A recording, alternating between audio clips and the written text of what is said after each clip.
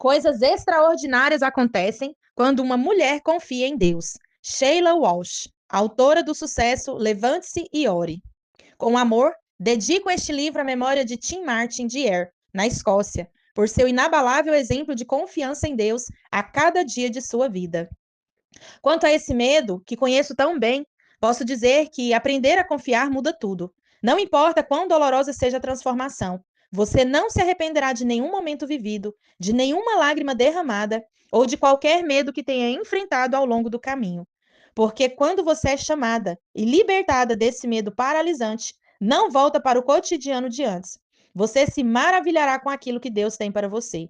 Um mundo de maravilhas arrebatadoras está à sua espera. Se confiar em Deus com tudo o que você tem e com tudo o que é, você descobrirá que é uma pessoa livre.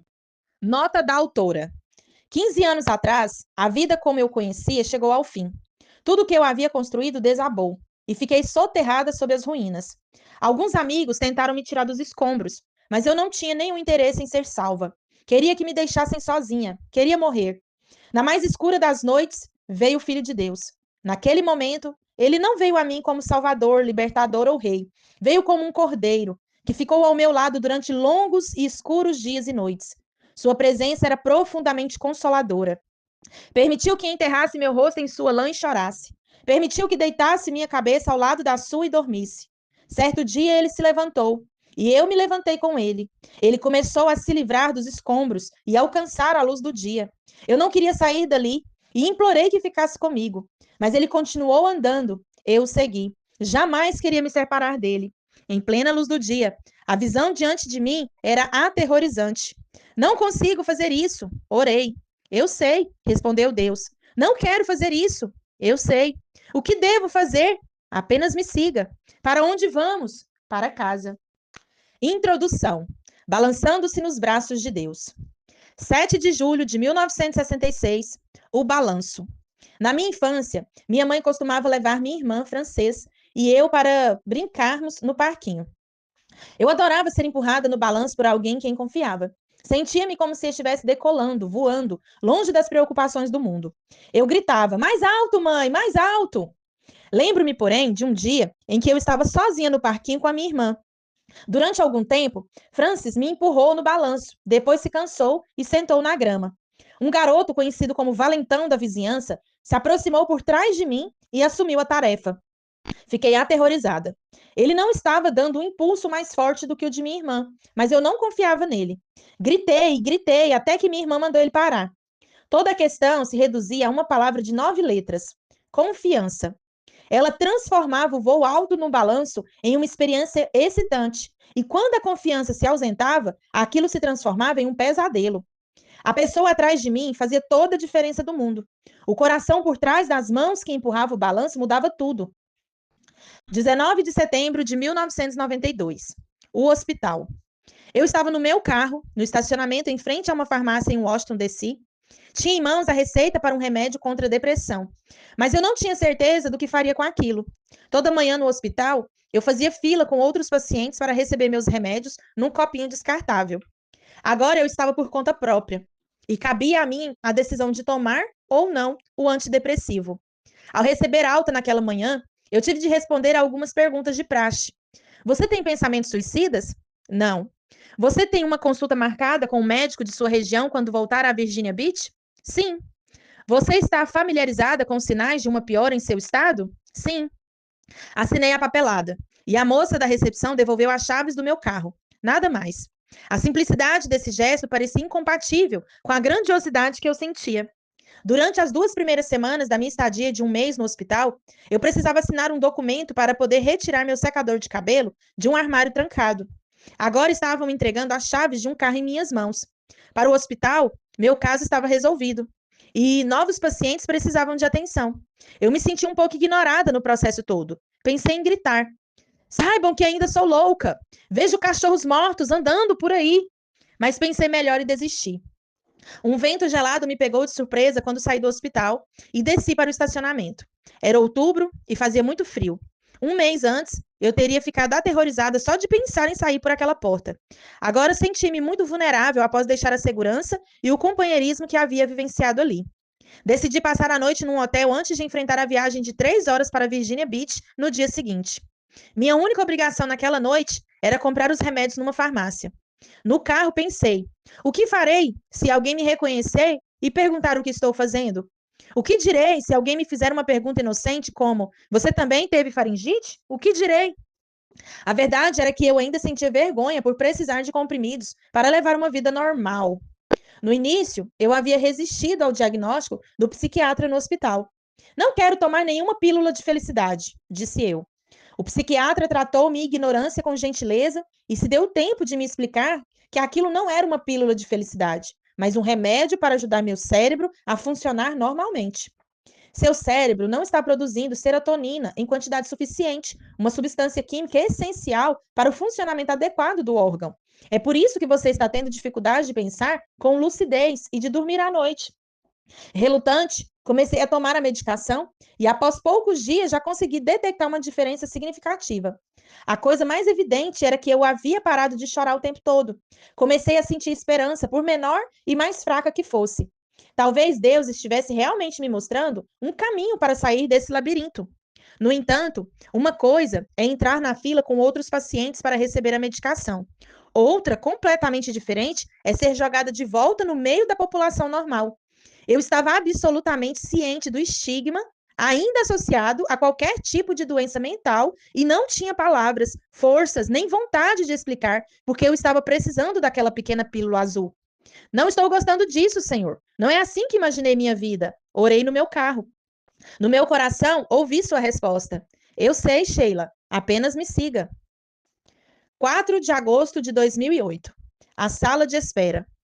A sala de espera parecia cuidadosamente projetada para enviar a mensagem aos jovens e idosos. Você está bem, isso é normal. Em um canto da sala, havia brinquedos e livros infantis, uma mesa e 4 cadeiras para os pequeninos. No outro canto, um sofá e uma mesa de centro com revistas. Desde esportistas até femininas, com notícias sobre a moda mais recente apresentada por garotas ridiculamente magras. Mas um fato permanecia. Tratava-se do consultório de um psiquiatra. E nenhuma plantinha ou revista conseguiria disfarçar isso. Apertei um botão na parede ao lado do nome do médico e uma luz vermelha começou a piscar. Creio que um dispositivo semelhante disparou dentro do consultório para informá-lo que o próximo paciente havia chegado. Enquanto esperava, tudo em que conseguia pensar era: o que estou fazendo aqui? Havia cumprido meu tempo e tomado todos os meus comprimidos, porque eu estava de volta em mais um consultório com decoração reconfortante, me preparando para mais uma consulta com o psiquiatra. Uma porta se abriu e um homem com mais ou menos 40 anos olhou para mim. Sheila? Perguntou. Entrei pela porta aberta, passei por outras portas fechadas até chegar ao consultório. Ele perguntou se eu desejava beber alguma coisa, mas eu lhe disse que estava bem. Então, o que a trouxe aqui hoje? Perguntou com gentileza. Quase ri. Queria dizer: quanto tempo você tem para mim? Mas eu sabia a resposta. 50 minutos era o máximo que ele poderia dedicar a mim. Fui diretamente ao assunto. É meio que uma longa história, falei. Basta que você me imagine como uma criança que adorava brincar no balanço até o dia em que descobriu que não é seguro. Balanço? Perguntou ele. Bem, creio que isso seja apenas o ponto de partida. O que quero dizer é que descobri que a vida não é segura. Você confia em mim? Agora, vejo esses momentos como pequenas cenas na minha mente. Ainda vislumbro o parquinho da minha infância e os velhos e enferrujados balanços. Também me lembro do medo que senti naquele dia. Aquele medo foi o prelúdio de momentos maiores da vida, em que achava que ele literalmente me devoraria. A verdade é que esses momentos e sentimentos sempre têm girado em torno da mesma coisa, e posso reduzi-los a uma única pergunta, não de um médico, mas de Deus, meu Pai. Sheila, você confia em mim? Respondi sim, muitas vezes, apenas para descobrir que a pergunta é muito maior do que jamais imaginara. O tema deste livro é confiança. Como é difícil confiar? Como aprendemos a confiar? Como podemos viver com confiança e como nossas vidas são transformadas por ela? Este livro fala sobre a confiança transforma pesadelos em momentos excitantes quando conseguimos nos convencer completamente da confiabilidade daquele que mantém nossas vidas em movimento. Fala sobre como a confiança é o maior presente que podemos dar ao nosso Pai, um presente de beleza imensurável. O resto da minha história. 15 anos atrás, escrevi o livro Honestamente, para contar a história da minha jornada como apresentadora de TV e cantora na ala de confinamento no hospital psiquiátrico, onde batalhei contra uma depressão paralisante. Para alguém que passara a vida tentando desesperadamente fazer a coisa certa, ser a pessoa certa, foi uma experiência aterrorizante encontrar-me num hospital psiquiátrico. No pior momento da minha vida, quando tudo que havia feito algum sentido para mim tinha desaparecido, Jesus me chamou para ficar ao seu lado. Aprender a começar de novo não é fácil. Tive de reaprender a ser filha, irmã, esposa, e mãe e amiga. Assim como uma criança aprende a caminhar caindo e se levantando novamente, eu tive de aprender que cada queda era um presente e cada ferida um sinal de que eu estava viva e indo em frente. O livro, honestamente, contou o início dessa jornada. Agora, 15 anos depois, gostaria de contar o restante da minha história. O que me surpreendeu ao longo do caminho é que eu havia pensado que essa história era exclusivamente minha. Não é. Sou apenas uma entre milhares de pessoas que Jesus chamou e continua a chamar de volta para a fé e para longe do medo e da paralisia pela dúvida, em direção à libertação pela confiança. Tenho um pressentimento de que, ao segurar este livro nas mãos, você não tem certeza se quer saber como foi essa jornada. Talvez tema que o medo possa se apoderar de você. Quanto a esse medo, que conheço tão bem, posso dizer que aprender a confiar muda tudo. Não importa quão dolorosa seja a transformação, você não se arrependerá de nenhum momento vivido, de nenhuma lágrima derramada ou de qualquer medo que tenha enfrentado ao longo do caminho. Porque quando você é chamada e libertada desse medo paralisante, não volta para o cotidiano de antes. Você se maravilhará com aquilo que Deus tem para você. Um mundo de maravilhas arrebatadoras está à espera, se você confiar em Deus com tudo o que você tem e com tudo o que é. Você descobrirá que é uma pessoa livre. Eu jamais teria imaginado como essa jornada seria para mim. Dê uma olhada. No outono de 1992, Jesus me chamou para segui-lo numa trilha que me levaria para fora das ruínas da minha vida antiga, passando de apresentadora de talk show para paciente numa ala psiquiátrica. Isso foi um choque violento, mas foi apenas o início. Desde então, aprendi que Jesus quer que eu confie nele de forma tão completa que já não questiono mais nada que ele coloca em minhas mãos ou no caminho que escolheu para a minha vida. 10 pessoas me mostraram isso de formas significativas e poderosas, e você as conhecerá ao longo deste livro. Sempre que me deparava com um obstáculo ou entrava num território desconhecido da minha vida, um desses homens e mulheres estava esperando por mim para ensinar o que eu precisava aprender antes de continuar em meu caminho. Talvez você reconheça os nomes de algumas dessas pessoas, mas suas histórias certamente a surpreenderão.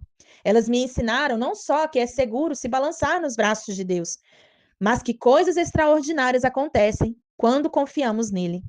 A profetisa Ana me ensinou que, às vezes, precisamos esperar uma vida inteira até que um sonho nosso se cumpra.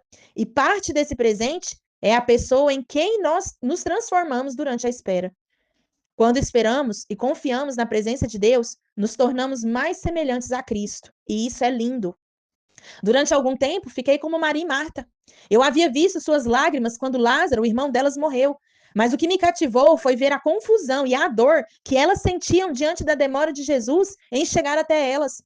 Reconhecia esses sentimentos. Você já esteve num ponto semelhante, precisando que Deus fizesse algo, mas sentindo que ele não a estava ouvindo? Maria e Marta aprenderam como a confiança pode nos levar a lugares escuros, onde tudo parece indicar que Deus não está fazendo nada. E isso nunca é verdade. A história delas, talvez mais do que qualquer outra, me deu a coragem de permanecer firme, mesmo quando tudo parecia estar perdido. Deus sempre está por perto e nunca estamos perdidos. E temos o apóstolo Paulo, um homem que tinha certeza absoluta de que estava certo quando estava completamente errado. Paulo se dedicou passionalmente à erradicação de uma nova seita dos eleitos de Deus, chamada o Caminho, para então descobrir que estava perseguindo o Cordeiro de Deus. Paulo foi lançado na escuridão de uma cegueira física que durou dias, mas imagino que a escuridão interior foi muito pior. No fim, tornou-se um homem da graça, e sua mensagem para nós diz que não há nada de bom em nenhum de nós além de Cristo. Se alguma vez você já tomou uma decisão muito ruim e que parece levá-la à ruína total, volte-se para Paulo. Quando você sair desse lugar escuro, será uma mulher diferente, uma mulher que ama Deus com uma paixão que jamais acreditou ser possível. Talvez você seja a mais quietinha de sua turma de amigas, aquela que não espera até que peçam sua ajuda. Você se antecipa e faz o trabalho. Confia que Deus fará uso de todos os seus esforços para cumprir o seu propósito. Mas às vezes você se pergunta se sua vida faz alguma diferença. Tabita foi uma dessas mulheres que servia silenciosamente ao longo de toda a vida. E então, de repente, morreu. Sua morte foi um choque para seus amigos, que um após o outro contaram a Pedro o que ela havia feito por eles, como permeara suas vidas com amor e serviço. Não tenho certeza se Tabita se achava bonita, mas as pessoas que conviviam com ela certamente a viam assim. Creio que eu seja mais parecida com Gideão do que com Tabita. Em certos momentos da minha vida, senti que Deus estava me chamando para lugares aos quais eu não queria ir, porque achava que outros fariam um trabalho melhor do que eu. A esta altura da minha vida, eu finalmente começo a entender. Sempre haverá pessoas capazes de executar uma tarefa melhor do que eu, mas Deus escolhe cada uma de nós para nos mostrar o que Ele é capaz de fazer. Escolhi o título Coisas Extraordinárias Acontecem quando uma mulher confia em Deus, porque vejo isso em minha própria vida. Como Deus escolheu uma garotinha medrosa e a chamou para que o seguisse e visse para onde ele estava indo. Depois encontraremos José. Eu achava que conhecia sua história, mas havia tanta coisa que eu não sabia. Para mim, o maior presente que a história de José nos dá é ver que, quando aprendemos a confiar em Deus, podemos dispensar outros de suas obrigações. Quanto mais acreditarmos que Deus está no controle, mais conseguimos perdoar os outros pela dor que nos causaram. Isso é incrível. A amargura em nossos corações apaga a beleza de Cristo, mas abrir mão dela nos traz paz. E podemos abrir mão dela porque sabemos que, independentemente do mal pretendido por outros, Deus trabalha para o bem. Essa lição pode transformar nossas vidas para sempre. Você consegue ver a beleza que Deus opera em nós quando confiamos nele? E se você for uma mulher que decepcionou Deus repetidas vezes, e tudo que você consegue pensar neste momento é que todos esses relatos, além de virem tarde demais, não bastam, você se sentirá encorajada pela história de Sansão. Sansão era um homem que tinha tudo. Fora escolhido por Deus, criado por pais que confiavam em Deus e chamado para ser um líder. E estragou tudo por conta da paixão por uma mulher. Esse foi seu maior fracasso. Mas ele fez outras escolhas ruins ao longo do caminho. No fim de sua vida, ao se ver diante da humilhação pública causada por suas escolhas, ele estendeu a mão a Deus mais uma vez e Deus o aceitou. Ele nos mostra como nunca é tarde demais para voltar a confiar. Mesmo se restar apenas um último respiro em seu corpo, Deus pode transformá-lo em algo lindo. Talvez você tenha dificuldade de confiar abertamente em Deus em razão do lugar que ocupa em sua comunidade ou em seu escritório. Você gostaria de ser uma luz no lugar escuro, mas teme que isso possa lhe custar caro demais. Nicodemos relutou com isso. Ele queria ter certeza de que Jesus era quem dizia ser, por isso foi falar com ele. Na escuridão da noite, quando sua conversa não chamaria a atenção de ninguém, por fim, descobriu o que o missionário Martin Jean Eliot também descobriu e que sua esposa Elizabeth compartilhou em não é todo aquele que dá o que não pode guardar para ganhar aquilo que não pode perder. Uma das vidas mais cativantes que analisaremos é a de Abraão. Ele é o único que a Bíblia chama de amigo de Deus. Que descrição maravilhosa! Para mim, essa história é muito encorajadora, pois nos mostra a progressão da confiança. Abraão não começou sua carreira como um homem de confiança. No início, deu pequenos passos de confiança, caía e levantava para então dar o passo seguinte. Sua vida se tornou linda ao longo do caminho. Esses, então, serão seus companheiros de viagem. Espero que você se encontre e se reconheça nas páginas deste livro. Sobretudo, porém, confio e oro para que, à medida que você aprenda a confiar em Deus cada vez mais, coisas lindas aconteçam em sua vida e por meio dela. Você precisa de Deus e Ele de sua confiança. Aprender a confiar em Deus talvez seja uma das lições mais difíceis da vida cristã. Quem nunca duvidou do amparo de Deus em um momento difícil, ou jamais cultivou no mais íntimo de seu ser o receio de nunca ter seus sonhos realizados, que atire a primeira pedra. O medo, a insegurança e a fraqueza humana, porém, não são capazes de silenciar o sussurro divino. Confie em mim. Com base na vida de 10 personagens bíblicos e em experiências pessoais, Sheila Walsh mostra neste livro quão transformadora pode ser a decisão de se entregar totalmente à direção de Deus. Para ela, um momento de confiança plena em Cristo tem potencial suficiente para fazer você recuperar a esperança, renovar sonhos esquecidos e ver coisas lindas acontecerem em sua vida. Sheila Walsh é palestrante, escritora e apresentadora. Ao longo de sua carreira, já vendeu mais de 4 milhões de livros, como os sucessos Levante-se e Ore, Tempestade da Alma e Não Sou a Mulher Maravilha, mas Deus me fez maravilhosa. Além dos infantis, a Bíblia da Princesinha, Gigi, a Princesinha de Deus e Gigi, a Bailarina Cor-de-Rosa e da participação na Bíblia da Mulher de Fé, todos publicados pela Thomas Nelson Brasil. Sheila participa das atividades da organização Women of Faith, Mulheres de Fé, e já alcançou milhões de espectadoras com suas palavras motivacionais. Amém.